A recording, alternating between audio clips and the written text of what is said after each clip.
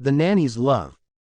In the vibrant city of Accra, Ghana, lived Kofi Mensah, a single father of a curious and lively 6-year-old daughter named Amma. Kofi was a successful architect, known for designing some of the most beautiful buildings in the city. But despite his professional achievements, his personal life was far from perfect. His wife had passed away 3 years earlier, leaving him to raise Amma alone. Though he adored his daughter, balancing work and parenting was a challenge, and Amma's energy often left him drained. One fateful Monday morning, after yet another nanny had quit, Kofi knew he needed help. His friend Kwame recommended a young woman named Ajoa, who had worked as a teacher in a nearby village but had recently moved to the city. "She's perfect," Kwame said. "Patient, kind, and great with children." Desperate, Kofi decided to meet her. The doorbell rang at exactly 8 a.m. the next day. Kofi opened the door and froze. Standing there was a woman in a simple blue dress, her warm brown eyes shining with confidence. Her braided hair was tied neatly, and she carried a small suitcase. "Good morning, Mr. Mensah," she said, her voice soft yet firm. "I'm Ajoa." Kofi blinked, suddenly feeling tongue-tied. He hadn't expected someone so radiant. Her presence filled the room with a strange warmth, and for a moment, he forgot how to speak. Yes, come in," he finally managed, stepping aside. Ajoa walked in, immediately connecting with little Amma, who had been peeking shyly from behind the couch.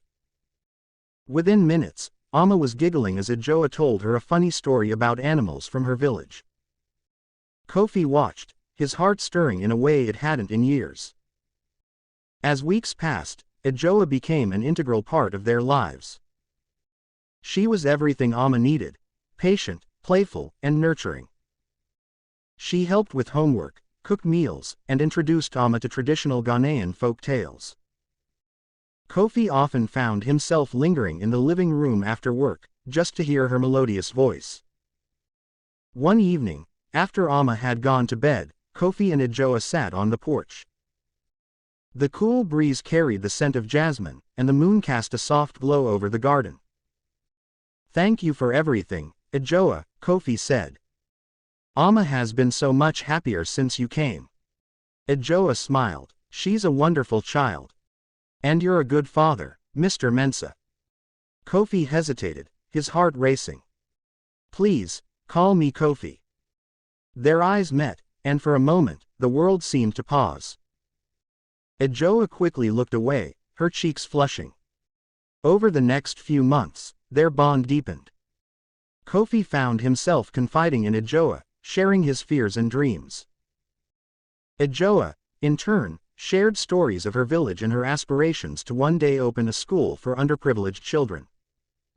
It wasn't long before Amma began to notice. "Daddy," she said one morning, grinning mischievously, "you smile a lot when Ajoa is around." Kofi laughed, ruffling her hair, but the truth in her words lingered. One rainy evening, as they sat by the fireplace, Kofi finally summoned the courage to speak. "Ajoa," he began, his voice trembling slightly, "you've brought so much light into this house. Into my life. I never thought I could feel this way again after losing Amma's mother, but I care for you deeply." Ajoa's eyes widened, and tears glistened in them. "Kofi, I never imagined this. I've grown to care for you and Amma too, but I didn't want to overstep." "You could never overstep," Kofi said, taking her hands. "You belong here, with us." Ajoa smiled, her heart full. "Then I will stay." From that day forward, their home was filled with love and laughter. Ajoa eventually opened her dream school, with Kofi by her side as her biggest supporter.